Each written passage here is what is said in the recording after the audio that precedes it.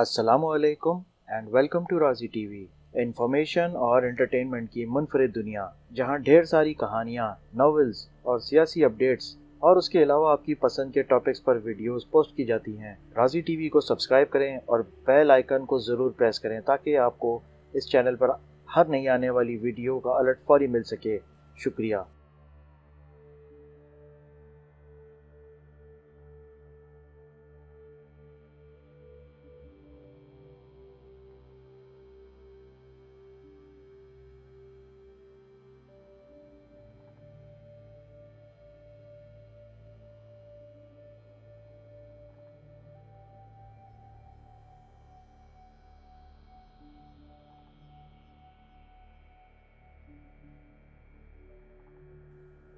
तागूत episode 6।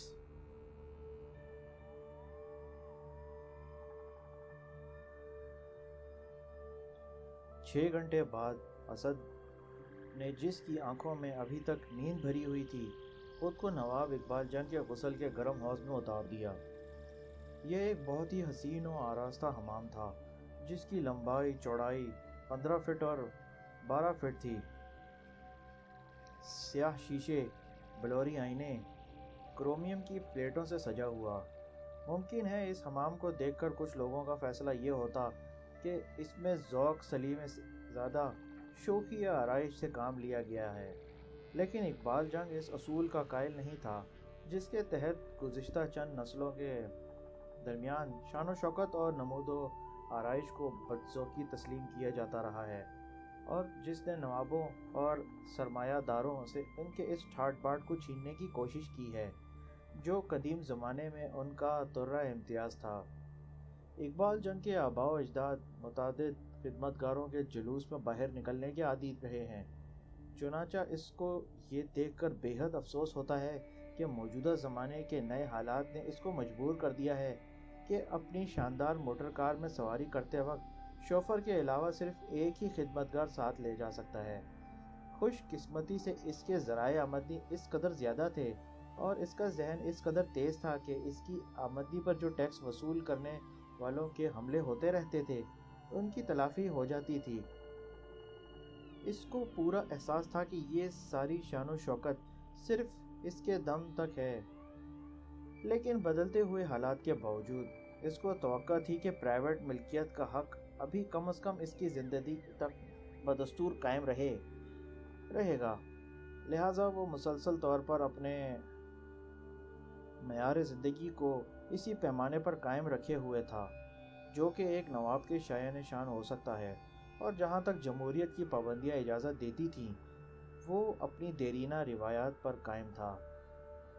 इस हमाम को, जिसकी तैयारी पर नवाब ने 15,000 रुपया खर्च किया था, असद मुतअद्दिद बार पहले भी इस्तेमाल कर चुका था, और इसके लिए इसकी शान व शौकत कोई ऐसी चीज़ न थी कि इसकी तवज्जो को जज़ब कर लेती। इस वक्त तो वो इस सोच में खोया हुआ था कि सुलेमान की निजात के लिए इन दोनों ने जो मंसूबा तैयार किया था वो कहाँ तक कामयाब हो सकेगा। गुस्ल के ताजगी बख्श असरात ने इसकी जहनी कसलमंदी को दूर करना शुरू किया, तो उसके तस्वुर में गुज़िश्ता रात के तमाम वाक़यात सिनेमा की तस्वीरों की तरह गुजरने लगे। इसने महसूस किया कि इस वक्त जो खुद को बहुत मुज़म्मिल महसूस कर रहा था, इसका सबब वो खौफनाक तजुर्बा था जो कि गुज़िश्ता रात सुलेमान के सुनसान मकान में हुआ था। इस तजुर्बे ने इसकी तमाम तवानाई को चूस लिया था। इसको याद आया कि ग्रीन स्ट्रीट पर वापस आने तक वो बिल्कुल सही हालत में था, और इसके बाद भी नवाब के साथ गुफ्तगू के दौरान बड़ी देर तक इसकी हालत दुरुस्त रही, लेकिन बाद में शायद वो शदीद थकावट के बायस बेदम हो गया था। हल्के गर्म और खुशबूदार पानी में वो नीम दराज हो गया और अपनी जहनी कुव्वत को ताज़ा दम करने लगा। इस ख्याल से इसको बड़ा ताज्जुब सा हुआ कि शायद वो जहनी कशमकश और जिस्मानी कसलमंदी के सबब से रात के आखिरी हिस्से में बेहोश हो गया था। वो मोटर कारों की दौड़ में अपनी गाड़ी को 200 मील फी घंटा की रफ्तार से दौड़ा चुका था। घुड़दौड़ में खतरनाक घोड़ों पर सवारी कर चुका था। एक हवाई जहाज़ को 1,500 मील तक उड़ा चुका था।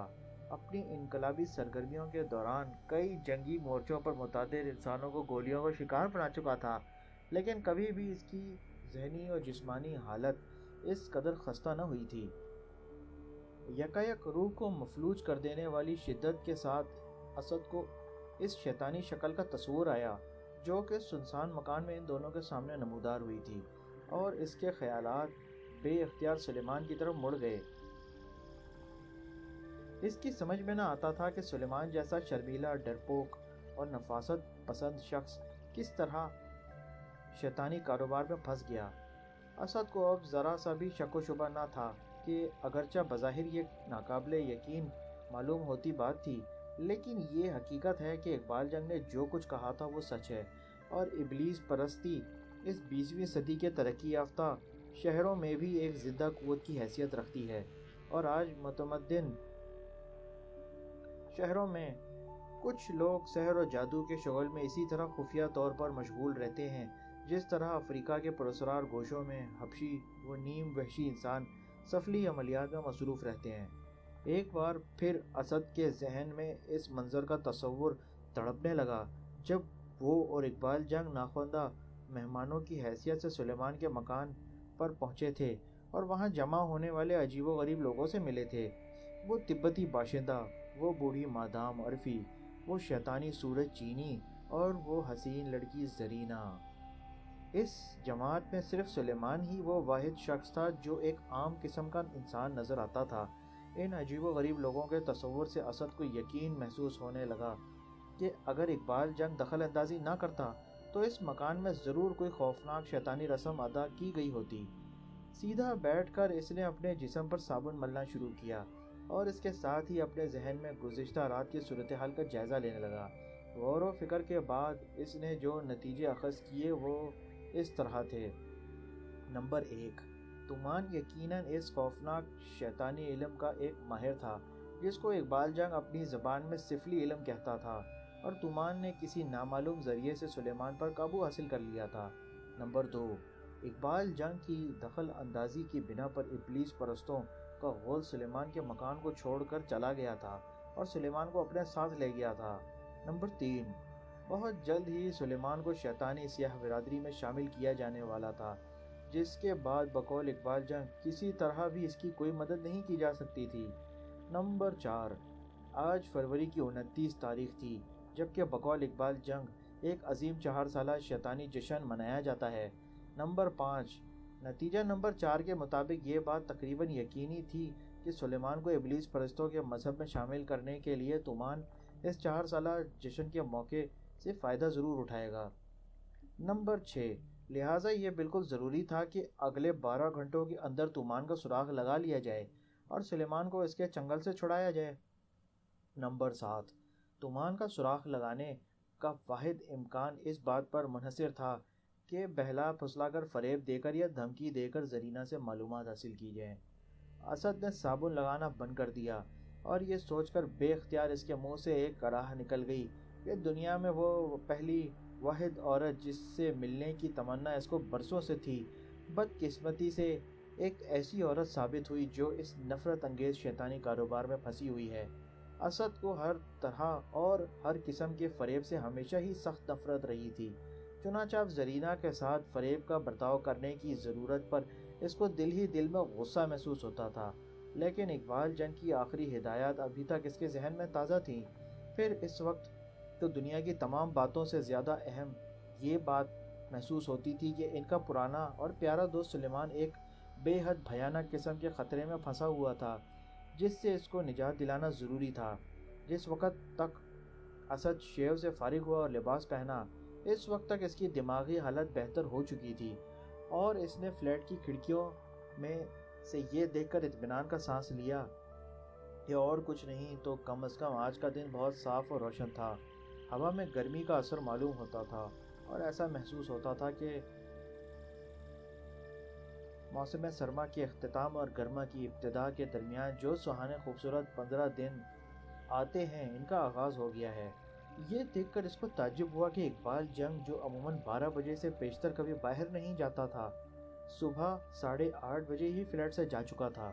شاید وہ بہت بڑا حصہ دن کا قومی کتب خانے میں قدیم مسودات کے مطالعے پر صرف کرنا چاہتا تھا۔ تاکہ پراسرار علوم و عملیات کے متعلق اپنی معلومات کو تازہ کر سکے اور بدکار شیطانی روحوں کے خلاف حفاظتی تدابیر سوچ سکے۔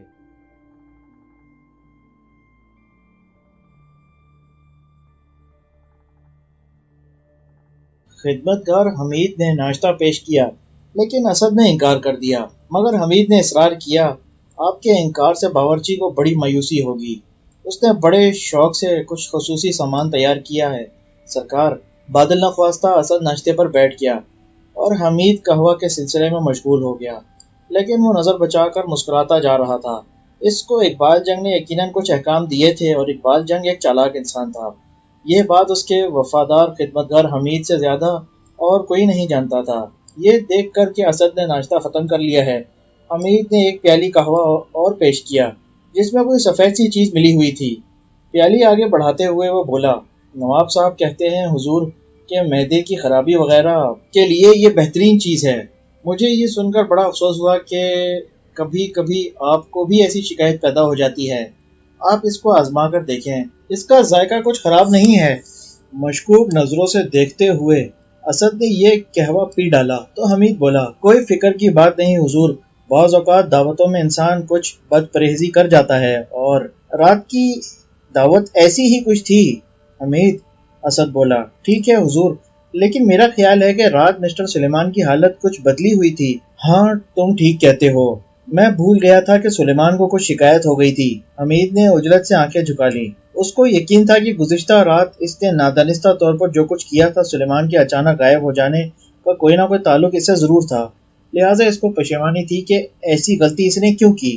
چنانچہ اپنی پشیمانی کو چھپانے کے لیے اس نے فوری ہی گفتگو کا رخ موڑ دیا اور بولا، نواب صاحب نے مجھے ہدایت کی ہے کہ سرکار کہ ان کی بڑی سفری کار آپ کے لیے تیار رہے اور دوسرا شوفر بھی حاضر ہے، بشرطے کہ آپ اس کو لے جانا چاہیں۔ نہیں، میں گاڑی خود ہی ڈرائیو کروں گا، تم گاڑی فوراً منگا لو۔ بہت بہتر حضور، حمید نے ادب سے کہا، اور اب مجھے اجازت دیجیے کہ میں چندر گھاٹ فوراً روانہ ہو جاؤں اور آپ کے استقبال کے لیے وہاں مکان بالکل تیار کر دوں۔ بالکل ٹھیک ہے، اچھا اب تم جاؤ حمید۔ اسد نے ایک سگریٹ سلگائی۔ اسی وقت وہ اپنی حالت بہتر کر رہا تھا اور بہت بہتر محسوس کر رہا تھا۔ میں تو بالکل تازہ دم ہو گیا ہوں، اسد نے دل ہی دل میں کہا، اور حیرت سے سوچنے لگا کہ قہوہ کی اس پیالی میں اقبال جنگ نے کون سی طاقتور دوا حمید کے ذریعے ڈال دی تھی کہ ذرا سی دیر میں اتنی قوت محسوس ہونے لگی۔ سگریٹ کے کش لگاتے ہوئے وہ اپنا منصوبہ تیار کرنے لگا کہ کس طرح وہ چندر گھاٹ میں زرینہ کو اپنے قابو میں لانے کی کوشش کرے گا۔ اس کو محسوس ہو رہا تھا کہ اگر اس کو زرینہ سے اطمینان کے ساتھ گفتگو کرنے کا موقع مل گیا تو آسانی کے ساتھ زرینہ کو دوستانہ سلوک کرنے پر راغب کر دے گا۔ آسان طریقہ یہ تھا کہ ہوٹل کے دفتر سے وہ زرینہ کا نام معلوم کرے، لیکن اس میں دشواری یہ تھی کہ اگر اس نے زرینہ کے پاس اپنا تعارفی کارڈ بھیجا تو ملاقات سے شاید وہ انکار کر دے گی۔ یہ ظاہر تھا کہ خفیہ طور پر کل رات سلیمان کو اغوا کر کے اقبال جنگ اور اسد نے زرینہ اور اس کے ساتھیوں کی میٹنگ کو درہم برہم کر دیا تھا، اور اگر واقعی زرینہ کا گہرا تعلق تمان سے تھا تو غالب یہی تھا کہ وہ اسد کو بے حد دشمنی کی نظر سے دیکھتی ہوگی۔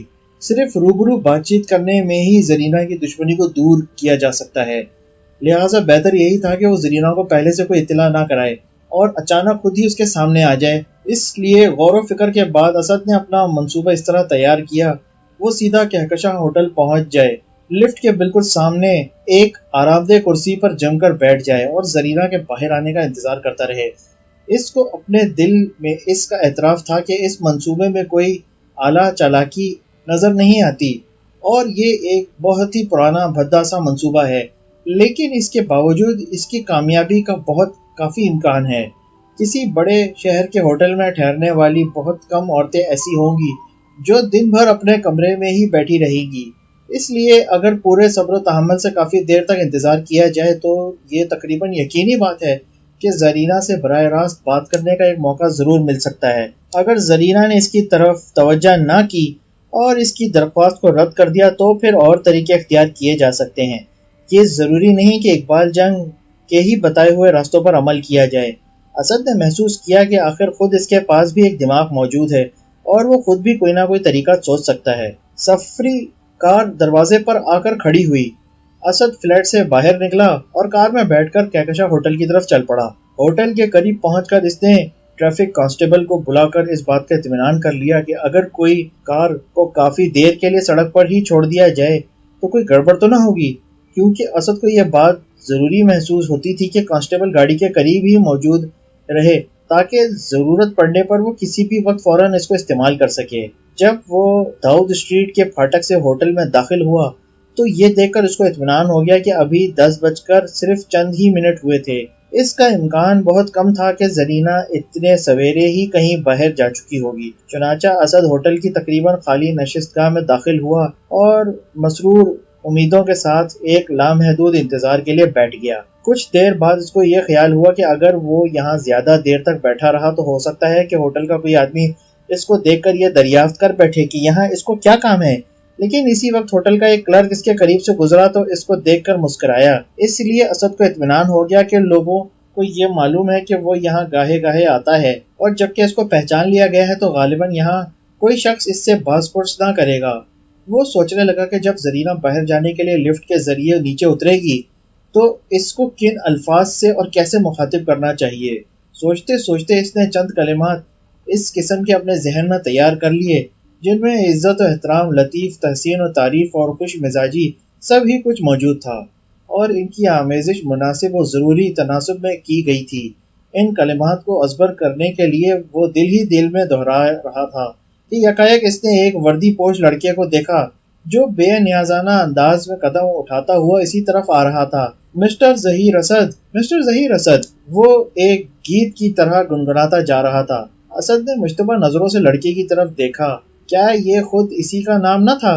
تو کیا واقعی یہ اجنبی لڑکا اسی کا نام دہراتا جا رہا تھا؟ اگر ایسا تھا تو واقعی یہ عجیب بات تھی، کیونکہ اقبال جنگ کے علاوہ یہ کسی کو بھی نہ معلوم تھا کہ اس وقت وہ کہکشاں ہوٹل میں موجود ہے۔ یہ سوچ کر کہ شاید اقبال جنگ ہی ٹیلی فون پر کسی ضروری مقصد کے لیے اس سے رابطہ قائم کرنا چاہتا ہے، وہ کھڑا ہو گیا اور لڑکے کی طرف بڑھا۔ اسی وقت لڑکا بھی اس کی طرف مڑا اور اس کے نزدیک آ گیا۔ آپ ہی مسٹر ظہیر اسد ہیں؟ اس نے دریافت کیا۔ ہاں، اسد نے اس بات پر سر ہلایا، اور وہ حیرت زدہ ہو کر رہ گیا جب لڑکے نے یہ اعلان کیا، جس خاتون سے آپ ملنے کے لیے آئے ہیں اس نے مجھے یہ کہنے کے لیے بھیجا ہے کہ بڑا افسوس ہے کہ آپ کو انتظار کی زحمت برداشت کرنی پڑی، اور بس اب تقریباً 15 منٹ میں ہی وہ آپ سے آ کر ملاقات کرے گی۔ شدید حیرت سے اسد کا منہ کھلا کا کھلا رہ گیا اور وہ احمقوں کی طرح لڑکے کو تکنے لگا، لیکن ملازم لڑکا کوئی اور لفظ کہے بغیر ہی مڑا اور ٹہلتا ہوا چلا گیا۔ اسد کو ذرا بھی شک نہ تھا کہ یہ پیغام زرینہ نے بھیجا تھا۔ اس طرح کا پیغام کوئی عورت بھلا کیسے بھیج سکتی ہے؟ لیکن اس کو یہ کیسے معلوم ہو گیا کہ وہ یہاں انتظار کر رہا ہے؟ شاید زرینہ نے اس کو کار میں آتے ہوئے اپنی کھڑکی میں دیکھ لیا تھا۔ اس کے علاوہ اور کوئی معقول بات سمجھ نہیں آتی تھی۔ بہرحال پیغام کے یہ الفاظ کہ انتظار کی زحمت برداشت کرنی پڑی اس قدر شیریں و مہربان معلوم ہوتے تھے کہ ان کی صداقت پر شبہ ہوتا تھا۔ اپنی حالت کو کسی حد تک سنبھالتے ہوئے اسد ٹہلتا ہوا ہوٹل سے باہر نکل گیا اور قریب ہی ایک دکان سے اس نے گلاب کے پھولوں کا ایک گلدستہ خریدا۔ پھولوں کو لے کر جب وہ ہوٹل میں واپس آیا تو یکایک اسے یاد آیا کہ ابھی تک اس کو زرینہ کا اصلی نام معلوم نہ تھا، لیکن اسی وقت اس کو وہی لڑکا پھر نظر پڑا جو اس کے لیے پیغام لایا تھا۔ اسد نے اس کو اشارے سے بلایا، لڑکے دیکھو یہ پھول اس خاتون کے کمرے میں لے جاؤ اور ظہیر اسد کا سلام پہنچا دو۔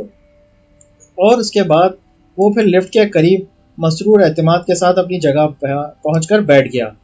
5 منٹ بعد لفٹ کا دروازہ کھلا اور ایک پختہ عمر کی عورت ایک لمبی آبنوی چھڑی کا سہارا لیے جھکی ہوئی باہر نکلی۔ پہلی ہی نظر میں اسد نے اس کی طوطے کی سی چونچ والی ناک اور دلدوز سیاہ آنکھوں کو پہچان لیا۔ یہ بوڑھی مادام عرفی تھی۔ اس سے پیشتر کہ اسد حیرت کے جھٹکے سے خود کو سنبھال سکتا، وہ اس کی طرف بڑھی اور اپنا موٹا انگوٹھیوں سے بھرا ہوا ہاتھ آگے بڑھا دیا۔ مسٹر ظہیر اسد، وہ مینڈک کی سی آواز میں بولی، ظہیر قسمت کہ آپ مجھ سے ملنے کے لیے تشریف لائے ہیں۔ ان پھولوں کے لیے آپ کا بہت بہت شکریہ، 1000 بار شکریہ۔ آپ بہت مہربان ہیں مادام۔ شکریہ کی ضرورت نہیں، اسد نے ہنستے ہوئے کہا۔ کس قدر خوش نصیب ہوں میں کہ اتنی جلد آپ سے دوبارہ نیاز حاصل ہوا۔ اسد بہترین اداکاری کے ساتھ ہنستا رہا۔ اس نے گزشتہ رات اس بوڑھی عورت سے صرف 2 منٹ گفتگو کی تھی، اور وہ بھی اس وقت جب وہ پہلی بار سلیمان کے مکان پر گیا تھا اور زرینہ کو اس عورت کے پاس سے ہٹا کر لے جانا چاہتا تھا۔ اگر یہ مان بھی لیا جائے کہ اس بوڑھی عورت نے اس کو ہوٹل کی کھڑکی میں کار میں آتے ہوئے دیکھ لیا تھا، تو اس کو یہ خیال کیسے ہوا کہ وہ اس سے ہی ملنے آیا تھا؟ اگر اس نے پھولوں کا گلدستہ بھیجا ہوتا تو وہ مہذب الفاظ میں معذرت کر سکتا تھا کہ وہ اس سے ملنے کے لیے نہیں ہے، لیکن اب وہ بمشکل ہی اس سے یہ کہہ سکتا تھا کہ دراصل وہ کسی اور سے ملنا چاہتا ہے۔ کہیے نواب صاحب کے مزاج کیسے ہیں؟ بوڑھی نے ایک کرسی پر بیٹھتے ہوئے دریافت کیا۔ انہوں نے مجھ سے کہا تھا کہ آپ کی خدمت میں ان کا سلام پہنچا دوں۔ اسد نے بے ساختہ جھوٹ بولا۔ بڑے ہی دلکش انسان ہیں وہ، اور ان کے سگار، او نہ پوچھئے، ان کا تو جواب ہی نہیں۔ مادام عرفی نے بیگ سے ایک مربع کیس نکالا اور اس میں سے ایک سیاہ رنگ کا عمدہ سگار نکال کر جب اسد ماچس جلا کر اس سگار کا سلگتا ہوا کش لگا رہا تھا تو وہ بولی، لیکن معاف کیجیے گا، یہ مناسب نہیں کہ ایک جماعت دوسری جماعت کے کاموں میں رخنہ ڈالے۔ گزشتہ رات آپ لوگوں نے جو حرکت کی اس کے بارے میں آپ کیا کہہ سکتے ہیں؟ خدا کی پناہ، اسد نے اپنے دل میں سوچا، یہ بوڑھی چڑیل یہ سمجھتی ہے کہ میں اور اقبال جنگ ابلیس پرستوں کی کسی اور جماعت سے تعلق رکھتے ہیں۔ اس کے اس مغالطے سے مجھے فائدہ اٹھانا چاہیے۔ یہ سوچتے ہوئے اس نے دھیمی آواز میں جواب دیا، گزشتہ رات ہمیں جو کچھ کرنا پڑا اس کے لیے ہمیں بہت افسوس ہے، لیکن مجبوری یہ تھی کہ ہمیں خود اپنے مقصد کے لیے سلیمان کی ضرورت تھی۔ اوہو، تو یہ کہیے کہ آپ بھی طلسمی عجوبے کی تلاش میں ہیں؟ یقیناً، نواب صاحب اس معاملے میں گہری دلچسپی لے رہے ہیں۔ ہم میں سے کون ہے جو اس کو دلچسپی سے نہیں دیکھتا؟ وہ بولی، لیکن آقا ابلیس کے علاوہ بھلا اور کون ہماری رہنمائی کر سکتا ہے؟ آپ صحیح فرماتی ہیں۔ کیا آپ لوگوں نے کل رات عطارد کی رسم ادا کی ہے؟ ہاں، لیکن جیسی توقع تھی اس طرح کا نتیجہ برآمد نہیں ہوا۔ اسد نے احتیاط کے ساتھ جواب دیا، کیونکہ ذرا سا بھی علم نہ تھا کہ یہ بوڑھی عورت کس چیز کے بارے میں بات کر رہی ہے۔ تب تو ضرور آپ کی رسم کی ادائیگی میں کوئی خامی رہ گئی ہوگی۔ کیا آپ نے یہ اطمینان کر لیا تھا کہ جڑی بوٹیاں اور شراب سب تازہ ہیں؟ بوڑھی شیطانی آنکھوں نے غور سے اسد کو دیکھا۔ بے شک، یقیناً وہ سب چیزیں تازہ ہی تھیں، اسد نے اس کو یقین دلایا، اور یقیناً آپ لوگوں نے رسم کے لیے ایسا وقت کا انتخاب کیا ہوگا جب سیارہ عطار و سورج سے دور تھا۔ جی ہاں بالکل، اور آپ لوگوں نے ابلیس کے حضور میں قربانی پیش کی تھی، کیوں نہیں؟ بھلا یہ بھی کوئی بھول سکتا ہے؟ تب تو آپ کی ناکامی کی ایک ہی وجہ ہے، اور یہ کہ آپ لوگوں کی خاموشی کے وقفے کافی طویل نہ رہے ہوں گے۔ ممکن یہ ہی وجہ ہو۔ اسد نے عجلت سے تسلیم کر لیا، کیونکہ اسے ڈر تھا کہ وہ اس محمل گفتگو میں کوئی احمقانہ غلطی نہ کر جائے۔ وہ اس گفتگو کے عنوان کو جلد سے جلد تبدیل کر دینا چاہتا تھا۔ مادام عرفی نے اس بات میں سر کو جنبش دی، اور پھر فکر آمیز انداز میں سگار کا کش لیتے ہوئے اس نے اسد کی طرف غور سے دیکھا۔ خاموشی، وہ بڑبڑائی، خاموشی، یہی ایک چیز عطارد کی پرستش میں ضروری ہے۔ بہرحال یہ تسلیم کرنا پڑے گا کہ تمان کی راہ میں رکاوٹ پیدا کر کے آپ لوگوں نے بڑی ہمت کا ثبوت دیا ہے۔ وہ بہت طاقتور ہے، بے حد۔ اوہ، ہمیں اس سے کوئی خوف نہیں، اسد نے اعلان کیا، اور اس کے بعد اقبال جنگ سے جو گفتگو جادوگروں کے مختلف درجوں کے متعلق ہوئی تھی اس کو ذہن میں رکھتے ہوئے وہ بولا، بات یہ ہے کہ مادام کہ پرسرار علوم کے میدان میں اقبال جنگ کا درجہ تومان سے بھی اعلیٰ ہے۔ آپ جانتی ہیں کہ اس کا علم سب سے بڑا علم طاغوتی کہلاتا ہے، اور اقبال جنگ ایک طاغوتی ہی ہے۔ اس اعلان کو سن کر بوڑھی عورت کی آنکھیں حیرت سے ابل پڑی، اور اسد کو خوف ہوا کہ شاید وہ مبالغے میں کسی حد سے آگے بڑھ گیا ہے۔ لیکن اسی وقت مادام عرفی آگے کو جھکی اور اپنا انگوٹھیوں سے بھرا ہوا ہاتھ اسد کے شانے پر رکھ دیا۔ طاغوتی، وہ حیرت سے بولی، یہ تو ابلیس پرستی میں سب سے بڑا درجہ ہے۔ میرے دوست، مجھے دیکھو نا کہ میں 40 سال سے اس علم کا مطالعہ کر رہی ہوں، لیکن ابھی تک صرف عاملی درجے تک پہنچ چکی ہوں، جو بالکل معمولی درجہ ہے۔ نہیں، اقبال جنگ ہرگز ایک طاغوتی نہیں، ورنہ وہ عطارد کی رسم کی ادائیگی میں ناکام ثابت نہ ہوتا۔ میں نے صرف یہ کہا تھا کہ جیسی توقع تھی اس طرح کا نتیجہ برآمد نہیں ہوا۔ اس نے اس کو عجلت سے یاد دلایا۔ پھر مکمل رسم کی ادائیگی کے لیے اس کو سلیمان کی ضرورت بھی تھی۔ بے شک، وہ پھر اپنا سر اسبات پہ ہلاتے ہوئے بولی، اور ایک دبے ہوئے مروب لہجے میں کہنے لگی، تب تو اس کے معنی یہ ہوئے کہ اقبال جنگ ایک حقیقی ماہر ہے، اور خود آپ بھی اپنی کم عمری کے باوجود اس پرسرار علم میں بہت آگے بڑھے ہوئے ہوں گے، ورنہ بھلا اقبال جنگ آپ کو اپنا شریک کار ہی کیوں بناتا؟ اس نے اپنی سگریٹ کی راکھ اشٹرے میں گرائی اور اپنی محتاط خاموشی کو قائم رکھا۔ میں تمان کے کاموں میں کچھ زیادہ عرصے سے شریک نہیں ہوں کیونکہ ابھی حال ہی میں ہندوستان واپس آئی ہوں، وہ بولی، لیکن میرا خیال ہے کہ اقبال جنگ اس کو شکست فاش دے سکتا ہے اور اس کو گمنامی کے غار میں دھکیل بھی سکتا ہے، کیونکہ بھلا ہم ایک طاغوتی پر کیسا غلبہ پا سکتے ہیں جو کہ اس دائروں اور صرف ایک واحد مربع سے تعلق رکھتا ہے۔ اسد بالکل نہ سمجھ سکا کہ یہ کیا بکواس کر رہی ہے، لیکن پھر بھی اس نے اس بات میں سر ہلا کر اس کی رائے سے اتفاق کیا۔ ایک بات سنیے، بوڑھی عورت نے ایک نئے شوق و ذوق سے کہا، میرا مطلب ہے کہ کیا ایسا ممکن نہیں کہ میں آپ کے عظیم دوست کی قدم بوسی کا فخر حاصل کر سکوں؟ اگر آپ میرے لیے سفارش کر دیں تو شاید وہ اس بات پر راضی ہو جائے کہ جب آئندہ کسی حضرات کا اہتمام کرے تو مجھے بھی ایک حقیر سی جگہ عنایت کر دے۔ خوب، بہت خوب، اسد نے اپنے دل میں سوچا، اب یہ بوڑھی بلی اپنے ڈوبتے ہوئے جہاز میں سے کودنا چاہتی ہے۔ وہ تمان کو کمزور پا کر ہماری طرف آنے کا سوچ رہی ہے، مجھے اس سے فائدہ اٹھانے کی کوشش کرنا چاہیے۔ اور یہ سوچ کر وہ ایک حاکمانہ انداز میں بولا، سب کچھ ممکن ہے مادام، لیکن اس میں کچھ شرائط بھی ہیں۔ کون سی شرائط؟ بتائیے نا، اس نے عجلت سے پوچھا۔ مثال کے طور پر سلیمان کا ہی مسئلہ موجود ہے۔ کیا مسئلہ؟ اب جب کہ وہ آپ لوگوں کے پاس ہے تو آپ جو چاہے کر سکتے ہیں۔ اسد نے اس کی تیز دلدوز سیاہ آنکھوں کی طرف سے اپنی نگاہیں عجلت سے ہٹا لی۔ ایسا معلوم ہوتا تھا کہ جب گزشتہ رات وہ اور اقبال جنگ اپنے ساتھ سلیمان کو لے کر اس مکان سے جا چکے تھے تو تمان نے سب مہمانوں کو وہاں سے رخصت کر دیا تھا، اس لیے اس بوڑھی جادوگرنی کو یہ معلوم نہ تھا کہ تمان نے بعد میں پھر سلیمان پر قبضہ حاصل کر لیا تھا۔ ہو سکتا تھا کہ اسد اپنی حماقت سے اگلے ہی لمحے مدام عرفی سے یہ دریافت کر بیٹھتا کہ سلیمان کہاں ہے، اور اس طرح اب تک جو کچھ ایکٹنگ وہ کر رہا تھا اس کا بھانڈا پھوٹ جاتا۔ لیکن خوش قسمتی کی بات تھی کہ اسد نے اپنی زبان کو لگام دے لی اور تیزی کے ساتھ اپنے دماغ سے کام لیتے ہوئے اس نے جادو اور سفلی عملیات کے لوازمات کو اپنے ذہن میں تازہ کرتے ہوئے جواب دیا، بات یہ ہے مدام کہ جب اقبال جنگ آئندہ کسی حاضرات کا اہتمام کرے گا تو یہ ضروری ہوگا کہ جو لوگ بھی حاضرات کے موقع پر موجود ہوں ان سب کے روحانی ارتعاشات بالکل ایک جیسے ہی ہوں جیسے کہ خود سلیمان کے ہیں۔ بے شک میں اسی طرح کی تیاریوں کے لیے بخوشی خود اپنے آپ کو آپ کے ہاتھوں میں سپرد کر دوں گی۔ ٹھیک ہے، میں یہ تجویز اقبال جنگ کے سامنے پیش کر دوں گا، لیکن سب سے پہلے مجھے اس کے حکم کی تعمیل کرنا ضروری ہوگی اور اس خاتون سے چند باتیں کہنا ہے کہ جو کل رات آپ کے ساتھ سلیمان کے مکان پر موجود تھی، یعنی زرینہ۔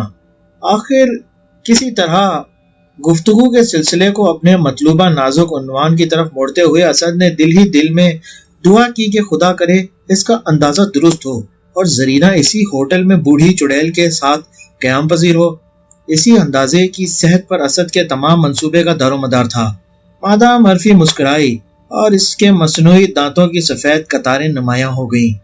مجھے آپ کی خواہش کا علم ہے، وہ بولی، اور میں آپ سے معافی چاہتی ہوں کہ ہم دونوں نے آپ کے ساتھ مذاق کیا ہے۔ اس کی فکر نہ کیجیے، اسد نے بظاہر بے نیازی سے کہا، لیکن دل ہی دل میں حیرت سے سوچنے لگا کہ مذاق اس عورت کے کہنے کا آخر مطلب کیا ہے، اور اس طرح اب وہ کون سے نئے راز کی طرف اشارہ کر رہی تھی۔ لیکن تقریباً فوراً ہی مادام عرفی کے الفاظ نے اس کی پریشانی کو دور کر دیا۔ بات یہ ہے کہ ہر ایک صبح میں اور زرینہ اپنے اپنے طلسمی بلوری آئینے میں پوشیدہ حالات کا جائزہ لیا کرتی ہیں، وہ بولی۔ آج صبح جب اس نے آئینے میں دیکھ کر یہ معلوم کیا کہ آپ ہوٹل آ رہے ہیں تو وہ بے اختیار بولی کہ یہ شخص دراز قامت ایرانی مجھ سے ملنے کے لیے آ رہا ہے، لیکن ہم کو علم نہ تھا کہ سفلی علم میں آپ کا درجہ 1% نہیں بلکہ آپ بھی ایک ماہر ہی ہیں۔ اس لیے جب آپ نے پھولوں کا تحفہ بھیجا تو وہ مجھ سے بولی کہ تم میرے بدلے ملاقات کے لیے جاؤ اور اس عاشق کے راز کو الو بناؤ۔ یہ تھا وہ راز جو کچھ دیر سے اسد کے دماغ کو پریشان کر رہا تھا۔ اسد نے بوڑھی عورت کے ان الفاظ کو سنا اور اس کے لبوں پر پھیلا ہوا تبسم اور زیادہ پھیل گیا، لیکن دوسرے ہی لمحے میں یہ تمام تبسم ایک دم غائب ہو گیا، کیونکہ اسد نے محسوس کیا کہ اس بوڑھی عورت نے جو کچھ اب بتایا تھا وہ اگرچہ ایک صاف اور سیدھی سی بات تھی اور کم از کم خرافات کے مقابلے میں زیادہ معقول اور فطری تھی جو کہ وہ اب تک سحر و جادو کے متعلق بتاتی رہی تھی، لیکن پھر بھی یہ طلسمی آئینے والی بات بذات خود کچھ کم حیرتناک نہ تھی۔ اگر یہ ایک حقیقت تھی تو یقیناً اس میں پراسرار مخفی قوتوں کا ایک اٹل ثبوت موجود تھا۔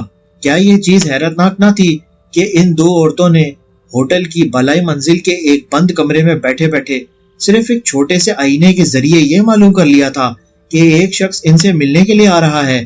بعض معاملات میں مجھے اپنی کمزوریوں سے بڑی مایوسی ہوتی ہے مسٹر اسد، مادام مرفی یکایک بولی، اور اسد نے دیکھا کہ وہ عجیب پریشان کن نظر سے اس کو دیکھ رہی تھی۔ مثال کے طور پر مجھے معلوم ہے کہ مرد عورت کے ناجائز تعلقات جو شادی یا محبت پر قائم نہ ہوں ہمارے مذہب کے پیروکاروں کو بہت بڑی طاقت عطا کرتے ہیں، اور انسانی محبت کے جذبات ہم لوگوں کو ترقی کرنے سے روکتے ہیں، لیکن اب تک میں اس احمقانہ جذبات پر ستی یعنی محبت کی لذت سے خود کو آزاد نہیں کر سکی، اور میرا خیال ہے کہ آپ زرینہ کے لیے واقعی ایک شاندار پرستار محبت ثابت ہوں گے۔ حیرت زدہ سکوت کے ساتھ اسد اس کو دیکھتا رہ گیا، پھر یکایک اس نے نظر دوسری طرف کر لی۔ مادام مرفی پھر بولی، بہرحال مخفی علوم محبت سے کہیں زیادہ اہم ہیں۔ میں زرینہ کو بلاتی ہوں تاکہ آپ اس کو وہ پیغام دے سکیں جو آپ لائے ہیں۔ ایک جھٹکے کے ساتھ وہ کھڑی ہو گئی اور اپنی آبنوسی چھڑی کا سہارا لیے ہوئے ہال کو پار کر کے ہوٹل کے دفتر کی طرف چل دی۔ اسد نے اطمینان کا سانس لیا کہ خدا خدا کر کے یہ غیر معمولی ملاقات ختم ہوئی۔ بہرحال اس خیال سے اس کو ایک سرور و اطمینان محسوس ہو رہا تھا کہ اس نے مادام مرفی کو اس فریب میں مبتلا کر دیا ہے کہ وہ اور اقبال جنگ واقعی طومان سے بھی زیادہ طاقتور جادوگر ہیں۔ اب زرینہ سے ملاقات کے لیے ایک نہایت سازگار فضا پیدا ہو گئی تھی۔ اسد کو فخر محسوس ہو رہا تھا کہ یہ سب کچھ جو ہوا اور اس نتیجے پر جو وہ پہنچا، صرف اس چیز کا اس نے اب تک نہایت کامیاب ماہرانہ اداکاری سے کام لیا تھا۔ اس نے اپنے دل میں پختہ عزم کر لیا کہ اگر ایک بار وہ کسی طرح زرینہ کو اپنی گاڑی میں بٹھانے میں کامیاب ہو گیا تو وہ اس کو اڑا لے جائے گا، اور جس طرح بھی ممکن ہوگا زرینہ سے کچھ ایسی معلومات حاصل کرے گا جن کی مدد سے سلیمان کا سراغ لگایا جا سکے۔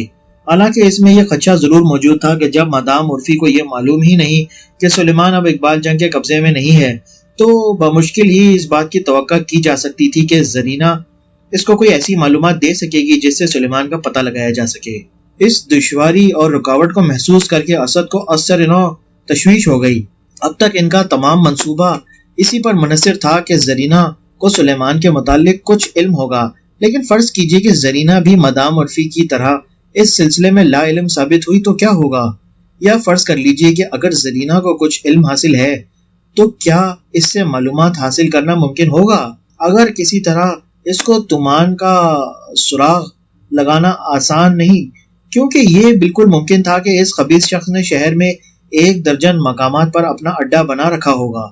ان متعدد اڈوں کا سراغ لگانا اور ان کا جائزہ لینا اور یہ سارا کام غروب آفتاب سے پہلے ہی ختم کر لینا آسان بات نہ تھی، لیکن اقبال جنگ کے الفاظ اب تک اسد کی سماعت میں گونج رہے تھے اور وہ اسے یاد دلا رہے تھے کہ یہ کام جلد از جلد پورا کر لینا ضروری ہے۔ آج فروری کی 29 تاریخ تھی۔ ابلیس پرستوں کا 4 سالہ جشن آج رات منایا جانے والا تھا۔ بالکل لازمی اور اشد ضروری تھا کہ آج رات سے قبل ہی سلیمان کو سراغ لگا کر اس کو اپنے قبضے میں کر لیا جائے، ورنہ اس کی ذہنیت پر جو شیطانی اثر چھایا ہوا تھا وہ اس کو بے بس کر دے گا، اور طومان اور اس کے ساتھی اس کو نامعلوم شیطانی رسوم کی ادائیگی میں شرکت کے لیے لے جائیں گے اور نیک دانشمندی راست خیالی کے اس شعلے کو بجھا دیں گے جس کو انسانوں کی دنیا میں روح کہا جاتا ہے۔ کچھ دیر بعد مادام مرفی پھر واپس آ گئی اور سرگوشی میں بولی، کم از کم آج کی رات ایسی ہے کہ تاریخ مذہب کے ہم سب پیروکار اپنے باہمی جھگڑے بھلا دیں گے، ٹھیک ہے نا؟ کیونکہ ہم سب کو آج کی رات اپنے واحد آقا ابلیس کے حضور میں سر نیاز خم کرنا ہے۔ اسد نے خاموشی سے اپنا سر ہلایا۔ مادام مرفی اس کی طرف اور زیادہ جھک گئی اور اپنی آواز کو اور زیادہ دھیمی کرتے ہوئے بولی، کاش میں 1 منٹ کے لیے ہی اقبال جنگ سے مل سکتی۔ ایک طاغوتی ہونے کی حیثیت سے یقیناً اس کے پاس طلسمی روغن بھی موجود ہوگا۔ بے شک، اسد نے لا علمی کی تاریکی میں یوں ہی کہہ دیا، لیکن فوراً ہی بات کو خامخواہ الجھانے کے لیے وہ بولا، مگر مادام آپ نے چاند کے متعلق تو کچھ سوچا ہی نہیں۔ اوہ کیا بدقسمتی ہے۔ بوڑھی عورت نے ٹھنڈی سانس لی، میں تو یہ بھول ہی گئی تھی کہ آج کل چاندنی راتیں نہیں ہیں اور یہ مہینے کی تاریخ نصف کا زمانہ ہے۔ اسد نے خدا کا شکر ادا کیا کہ اس کی اس بے تکی بات میں بھی ایک تک نکل آئی۔ مادام عرفی رنجیدہ لہجے میں بولی، نہ جانے میں نے کتنی بار کوشش کی ہے لیکن اب تک کامیاب نہیں ہوئی۔ طلسم روغن کی تیاری میں جن چیزوں کی ضرورت ہوتی ہے مجھے وہ سب معلوم ہے، اور میں نے ہر ایک جڑی بوٹی کو ٹھیک ٹھیک وقت پر اور ٹھیک مقام سے حاصل کیا ہے۔ حد یہ ہے کہ میں نے لاش کو پگھلا کر چربی تک نکال لی، لیکن مجھے یقین ہے کہ لوگوں نے مجھے دھوکہ دیا تھا۔ وہ لاش ان کمبختوں نے کسی اسپتال کے لاش گھر میں سے لا کر مجھے دی تھی، حالانکہ وہ کسی قبرستان میں سے لانی چاہیے تھی۔ طلسم روغن کے لیے ضروری ہے کہ وہ کسی دفن شدہ مردہ انسان کی چربی ہو۔ ان نفرت انگیز اور خوفناک الفاظ کو سن کر اسد کی گردن کے بال کراہیت سے کھڑے ہو گئے اور اس کا پورا جسم کانپ کر رہ گیا۔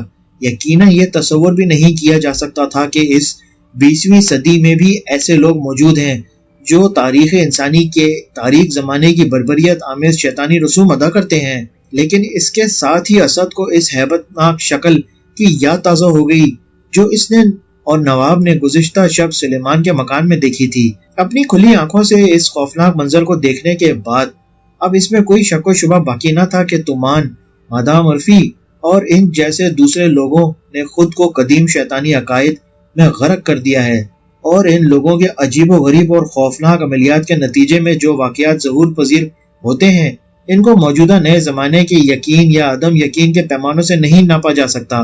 بوڑھی جادوگرنی ایک بار پھر اسد کو اسی عجیب اور پریشان کو نظر سے دیکھ رہی تھی۔ خیر کوئی مذائقہ نہیں، وہ بڑبڑائی۔ بہرحال ہم دونوں، میں اور زرینہ وہاں جائیں گے ضرور، اور یقیناً ایک دلچسپ تجربہ ہوگا کیونکہ زرینہ کبھی 4 سال جشن میں شامل نہیں ہوئی۔ اسی وقت لفٹ کا دروازہ کھلا اور زرینہ برآمدے میں داخل ہوئی۔ ایک ساتھ کے لیے اسد نے مادام عرفی کے شانے کے اوپر سے دیکھتے ہوئے زرینہ کے حسین چہرے پر نظر ڈالی، لیکن چونکہ بوڑھی عورت پھر اپنی دھیمی سرگوشی میں کہہ رہی تھی اس لیے مجبوراً اسد کو پلٹ کر اس کی طرف دیکھنا پڑا۔ وہ زرینہ کی شخصیت میں اپنی غیر معمولی دلچسپی کا راز ظاہر ہونے نہ دینا چاہتا تھا۔ بے شک وہ کبھی پہلے اس جشن میں شامل نہیں ہوئی، بوڑھی عورت نے ایک مسرت کے ساتھ اپنے الفاظ دہرائے، اور اس لیے وہ کبھی نہیں سمجھ سکتی کہ وہاں کی مستیاں سرشاریاں کیسی ہوتی ہیں۔ آقائے ظلمت ابلیس کی مہربانیاں جب نازل ہوتی ہیں تو کون جانتا ہے کہ کس کا دامن بھر جائے، ہو سکتا ہے کہ میں یا تم یا وہ۔ اسد اپنی کرسی سے کھڑا ہو گیا اور بوڑھی جادوگرنی کے الفاظ کے شیطانی مفہوم کے لیے اپنے کان آگے کر لیے۔ آج تک اس نے جو کچھ عام طور پر کتابوں میں پڑھا تھا اس کی روشنی میں وہ اس بات پر بخوبی پہنچ چکا تھا کہ واقف ابلیس کے جو پرستار ہر جشن میں آتے ہیں وہ آخر جشن میں کیا کیا کرتے ہوں گے اور کیا کیا خبیث قسم کی حرکتیں جشن میں ہوتی ہوں گی۔ اور جب جشن کا ہنگامہ اپنے شباب پر پہنچ جاتا تھا، قدیم زمانے میں یہ لوگ کیسے کیسے ناقابل یقین اور وحشیانہ کام کرتے تھے۔ لہٰذا اب یہ سوچ کر کہ زرینہ ان شرمناک اور وحشیانہ حرکات کے لیے تختہ مشق بنائی جائے گی، اس کا پورا جسم خوف سے کانپ گیا۔ بے اختیار اس کے دل میں آیا کہ اپنے مضبوط ہاتھوں سے اس ملعون بوڑھی عورت کی گردن دبا لے اور اس کے موٹے جسم میں سے ایک اس کی ناپاک زندگی کی آخری رمق تک نچوڑ کر نکال ڈالے، لیکن انتہائی ضبط و تحمل سے کام لیتے ہوئے اس نے اپنے جذبات کو اندر ہی دبا دیا اور اپنی ظاہری حالت کو پرسکون بنائے رکھا۔ جب زرینہ اس کے قریب آئی اور اس کو دیکھ کر مسکرائی تو اسد نے ایک لمحے میں ہی عزم کر لیا کہ سلیمان کی طرح یہ حسین لڑکی بھی معصوم ہے اور ان دونوں کو رات ہونے سے پہلے اس شیطانی ٹولے کے اثر سے آزاد کرانا چاہیے جو ان کو غلام بنائے ہوئے ہے۔ مادام عرفی نے اپنی دھیمی سرگوشیوں میں ابلیس پرستوں کے جشن کے جن ناقابل بیان اور شرمناک ہنگاموں کی طرف اشارہ کیا تھا، ان کو سن کر ایسا محسوس ہو رہا تھا کہ کمرے کی پوری فضا ناپاک اور متعفن ہو گئی ہے اور غیبی شیطانی اثرات ہر طرف چھا گئے ہیں۔ لیکن زرینہ کی آمد پر فضا ہلکی محسوس ہونے لگی۔ دھوپ باہر سڑک پر ایک زرد سنہری چمک بکھیر رہی تھی اور زرینہ اپنے ہاتھ گلابوں کے پھولوں کا وہ گلدستہ لیے ہوئی تھی جو اس نے لڑکے کے ہاتھ بھیجا تھا۔ اسد جواب میں مسکرا کر زرینہ کے پھولوں کی طرف دیکھ رہا تھا اور زرینہ نے یہ دیکھ کر پھولوں کو اپنے چہرے کے قریب اٹھا لیا۔ بہت بہت شکریہ، وہ ایک نرم آواز میں بولی، اور اس کی خوبصورت آنکھوں نے کھلے ہوئے پھولوں کے اوپر سے ہنستے ہوئے اس کی طرف دیکھا۔ تو کیا واقعی آپ کو یہ یقین تھا مادام آپ کو مجھ سے ملنے کی اجازت دے دیں گی؟ اگر مادام ایسی اجازت نہ دیتی تو میں دن بھر اپنی جگہ بیٹھا رہتا، اسد نے آزادی سے اعتراف کیا۔ کیونکہ اب جب کہ آخر کار ہم دونوں ایک دوسرے سے مل چکے ہیں، میں امید کر رہا ہوں کہ آپ مجھے کچھ وقت کے لیے اپنے ساتھ رہنے کی مسرت عطا فرمائیں گی۔ یقیناً، لیکن آج نہیں۔ مجھے بہت کام کرنے ہیں اور لباس کی تیاری کے لیے مجھے درزی کے پاس پہنچنے میں پہلے ہی بہت تاخیر ہو گئی ہے۔ اسد نے اس خوش قسمتی پر خدا کا شکر ادا کیا کہ مدام عرفی اس فریب میں مبتلا ہو گئی ہے کہ اقبال جنگ ایک زبردست طاقت رکھنے والا جادوگر ہے اور اسد اس کا بھیجا ہوا ایک ہرکارہ ہے۔ یہ ایک نئی صورتحال تھی جو اس بوڑھی عورت سے گفتگو کرنے کے دوران خود بخود پیدا ہو گئی تھی۔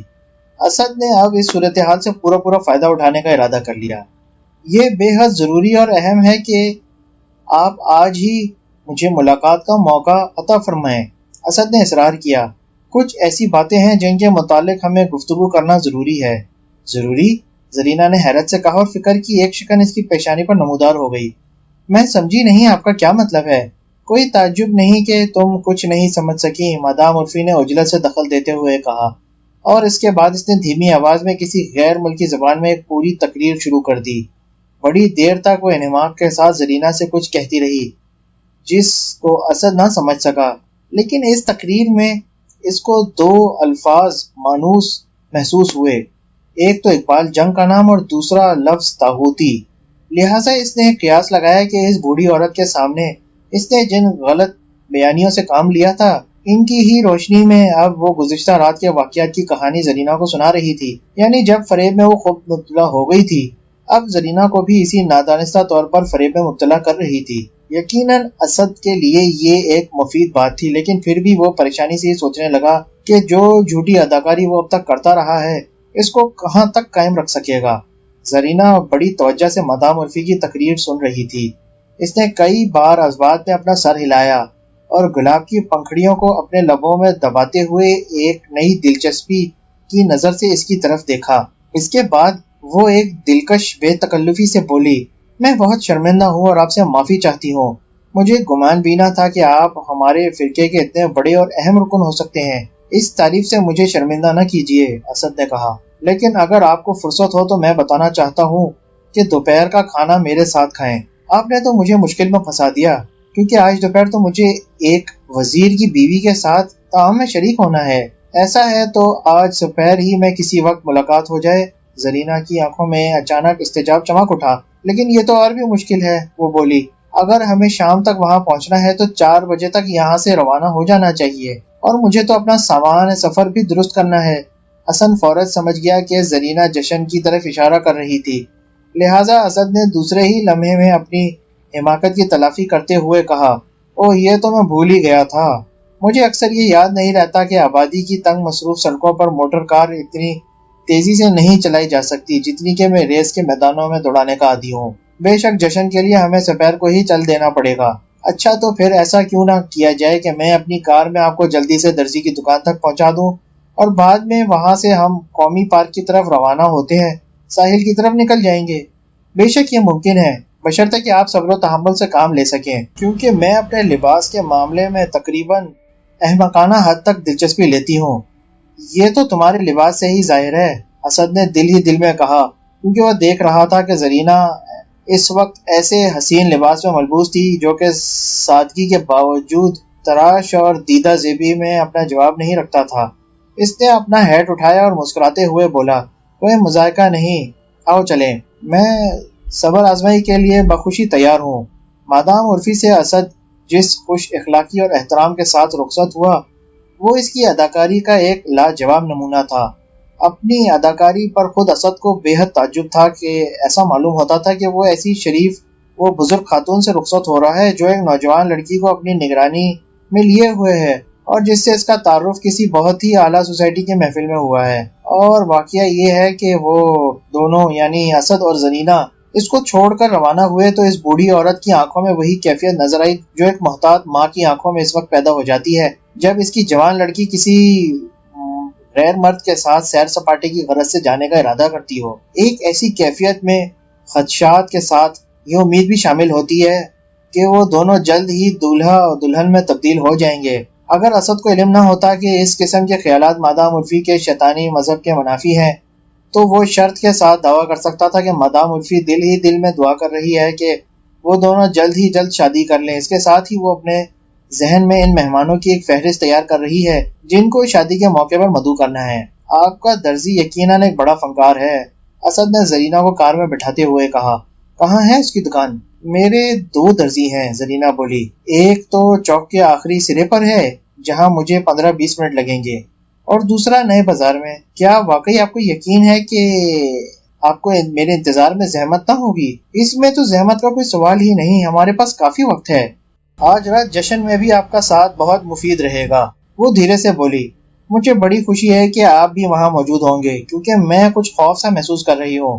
خوف کی کوئی ضرورت نہیں، اس نے بے ساختہ کہا اور ایک دم خاموش ہو گیا۔ دراصل اس کا ان الفاظ سے پوشیدہ مطلب یہ تھا کہ زرینہ کو اس جشن میں جانے کی اجازت ہی نہیں دی جائے گی، اس لیے خوف کی ضرورت ہی نہیں تھی۔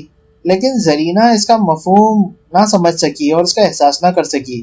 اس نے اسد کے ان الفاظ کو تسلی کے الفاظ سمجھا اور بہت مطمئن ہو گئی۔ چوک کے آخری سرے پر اسد نے گاڑی روک لی اور جب زرینہ گاڑی سے اتری تو وہ ہنس کر بولا، 20 منٹ کو یاد رکھیے گا، اس سے ایک بھی سیکنڈ زیادہ نہ ہونا چاہیے۔ اس کے بعد اس نے کار کو کچھ آگے بڑھایا، سڑک کو پار کیا اور بین الاقوامی اسپورٹس مین کلب کے سامنے کو گاڑی روک دی، جس کا وہ خود بھی ممبر تھا۔ کلب کے دروازے کے قریب ہی ایک ٹیلی بوتھ تھا۔ اسد نے ٹیلی فون اٹھایا اور قومی لائبریری سے سلسلہ ملا کر اقبال جنگ سے بات کرنا چاہی، لیکن لائبریری کے دفتر میں ٹیلی فون سے متعلقہ کلرک نے اس کو بہت پریشان کیا۔ حقیقت یہ ہے کہ لائبریری کے عملے کے لوگوں کے فرائض میں یہ بات شامل نہ تھی کہ مطالعے کے کمرے میں جو لوگ موجود ہوں ان میں سے کسی کو بلا کر ٹیلی فون پر لے آئیں، لہٰذا کلرک اقبال جنگ کو بلانے پر ہرگز تیار نہ تھا۔ لیکن اسد نے ایک فرضی دوست کی فرضی موت کی کہانی گھڑ کر بے حد لجاجت کے ساتھ التجائیں کی تو آخرکار کلرک اقبال جنگ کو تلاش کرنے پر آمادہ ہو گیا۔ چند منٹ کے انتظار کی یہ مدت اسد کو لامتناہی محسوس ہوئی۔ آخر کار اقبال جنگ کی آواز فون پر سنائی دی۔ وہ لڑکی اس وقت میرے قبضے میں ہے، اسد نے عجلت سے کہنا شروع کیا، لیکن میں کب تک اس کو اپنے قبضے میں رکھ سکوں گا یہ مجھے معلوم نہیں۔ اس بوڑھی عورت سے میری لمبی چوڑی گفتگو ہو چکی ہے جو سگار پیتی ہے۔ اس کو آپ جانتے ہیں نا، وہی مادام عرفی۔ وہ دونوں ایک ساتھ کہکشاں ہوٹل میں مقیم تھیں اور آج رات دونوں ہی اس جشن میں جا رہی ہیں جس کا تذکرہ آپ نے کیا تھا۔ مجھے یہ معلوم نہیں کہ یہ جشن کہاں ہوگا، لیکن یہ دونوں آج سپہر میں 4 بجے شہر سے روانہ ہو رہی ہیں اور رات ہونے تک وہاں پہنچ جائیں گی۔ میں نے لگے ہاتھوں یہ افسانہ گڑھ کر انہیں سنا دیا ہے کہ آپ ایک بہت بڑے ماہر فن ہیں، ایک زبردست جادوگر، تومان سے بھی کہیں زیادہ طاقتور۔ نتیجہ یہ ہے کہ بوڑھی چڑیل تومان پر لعنت بھیج کر آپ کے قدموں کی خاک چاٹنے کے لیے بےتاب ہے۔ لیکن مجھے یقین ہے کہ ان دونوں میں سے کسی کو یہ معلوم نہیں کہ سلیمان کہاں ہے۔ واقعہ یہ ہے کہ ان کو ذرا بھی علم نہیں کہ جب ہم لوگ سلیمان کو اپنے فلیٹ پر لے آئے تھے تو اس کے بعد وہاں کیا ہوا، وہاں سے وہ کیسے فرار ہو گیا۔ لہٰذا اب بتائیے کہ کیا کیا جائے۔ ٹھیک ہے، اقبال جنگ کی آواز آئی۔ اچھا دیکھو، اس صورت میں تمہیں یہ چاہیے کہ اچانک ٹیلی فون کا سلسلہ کاٹ دیا گیا۔ اسد یہ بھی نہ معلوم کر سکا کہ اقبال جنگ اس کو کیا ہدایت دینے والا تھا، اور پھر جب دوبارہ لائبریری سے ٹیلی فون کا سلسلہ قائم ہوا تو اسد اپنے دوست اقبال جنگ کو نہ پا سکا، کیونکہ اس وقت ایک اور لائن پر کوئی شخص چند قدیم و نایاب کتابوں کے متعلق ایک طویل گفتگو میں مصروف تھا۔ آخرکار یہ محسوس کرتے ہوئے 20 منٹ کا وقفہ ختم ہو رہا ہے، اسد اس کے علاوہ اور کوئی چارہ نہ پا کر واپس ریسیور رکھ کر گاڑی کے پاس آ گیا۔ جیسے ہی وہ اپنی کار کے دروازے پر بیٹھا اور گاڑی آن کی تو اس نے سامنے دیکھا کہ دکان کی سیڑھیوں سے زرینہ اتر رہی ہے۔ اس نے فوراً گاڑی موڑ کر زرینہ والے روڈ پر پہنچنے کا ارادہ کیا اور گاڑی کو یو ٹرن لے کر گھما کر فوراً ہی زرینہ کے آگے پہنچ گیا اور آگے لے جا کر گاڑی روک دی۔ اب کہاں چلنے کا ارادہ ہے؟ اسد نے زرینہ سے پوچھا، جو کہ اب اس کے قریب کار میں بیٹھ گئی تھی۔ نیا بازار، اس مرتبہ مجھے 5 منٹ سے زیادہ نہیں لگیں گے، لیکن یہ دوسرا درزی بہت ہی ہوشیار ہے، وہ ہمیشہ میرے لباس میں کوئی جدت پیدا کر دیتا ہے، اس لیے مجھے اس سے مشورہ کرنا ضروری ہے۔ دیکھنا ہے کہ اس بار اس نے میرے لیے کیا سوچا ہے۔ گزشتہ رات سے لے کر اب تک زرینہ نے جتنی بار بھی اسد سے کچھ کہا تھا، اس میں اس کا یہ جواب سب سے زیادہ طویل تھا، کیونکہ رات کو ان کی گفتگو میں تومان اکثر و بیشتر دخل دیتا رہا تھا۔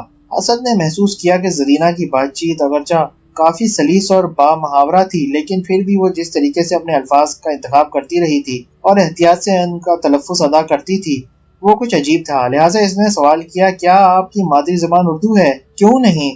زرینہ نے مسکرا کر جواب دیا، لیکن ماں مصری تھی اور اب تک زیادہ غیر ممالک میں رہ چکی ہوں، اور اس کی وجہ سے میرا کچھ لہجہ عجیب ہے، کیوں ہے نا؟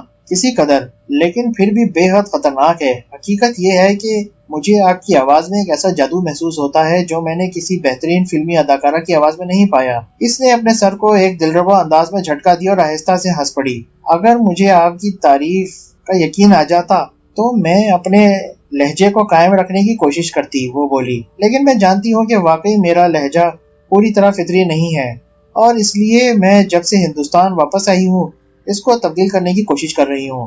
یہ بڑی ہی مذاق خیز بات ہے کہ میں خود اپنی مادری زبان کو مکمل صحیح طریقے سے نہیں بول سکتی۔ حقیقت یہ ہے کہ مجھے بچپن میں اردو بولنے کا زیادہ موقع نہیں ملا۔ غنیمت یہ ہوئی کہ جب میں ایک چھوٹی سی لڑکی تھی تو میری خادمہ ایک ہندوستانی تھی۔ کیا میں ایک بےہودہ سا سوال کر سکتا ہوں؟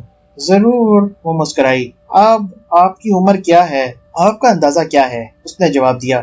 آپ کی آنکھوں سے تو یہ معلوم ہوتا ہے کہ آپ کی عمر کوئی بھی ہو سکتی ہے، لیکن میرا دل کہتا ہے کہ آپ 22 سے زیادہ کی نہیں ہیں۔ آئندہ جنوری کو میں 24 برس کی ہوں گی، بشرطیکہ میں زندہ رہ سکی۔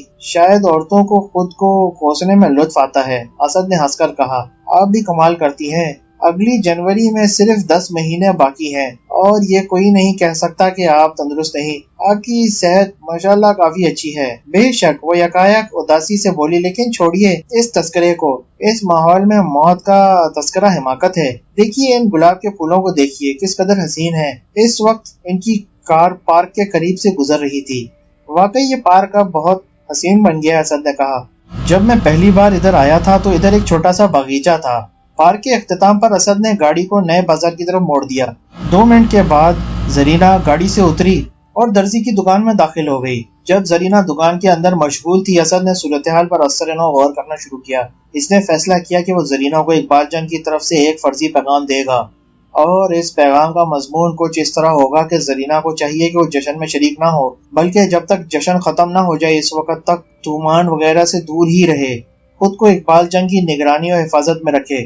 اس پیغام کے لیے وہ مناسب الفاظ کی تلاش میں مصروف تھا، لیکن اس کے ساتھ ساتھ اس کو احساس ہو رہا تھا کہ زرینہ ہرگز اس کی بات پہ یقین نہیں کرے گی۔ یہ بالکل ظاہر تھا کہ وہ اس ناپاک شیطانی جشن میں شرکت کرنے کا پختہ ارادہ کر چکی تھی، اور بوڑھی مادام عرفی نے جو کچھ بتایا تھا اس سے معلوم ہوتا تھا کہ تمام ابلیس پرست اس جشن کو اس قدر زیادہ اہمیت دیتے ہیں کہ ان لوگوں کے درمیان مختلف فرقے اور مختلف حلقے جشن میں شریک ہونے کی غرض سے کم از کم ایک رات کے لیے اپنے تمام اندرونی اختلافات کو فراموش کر دیتے ہیں۔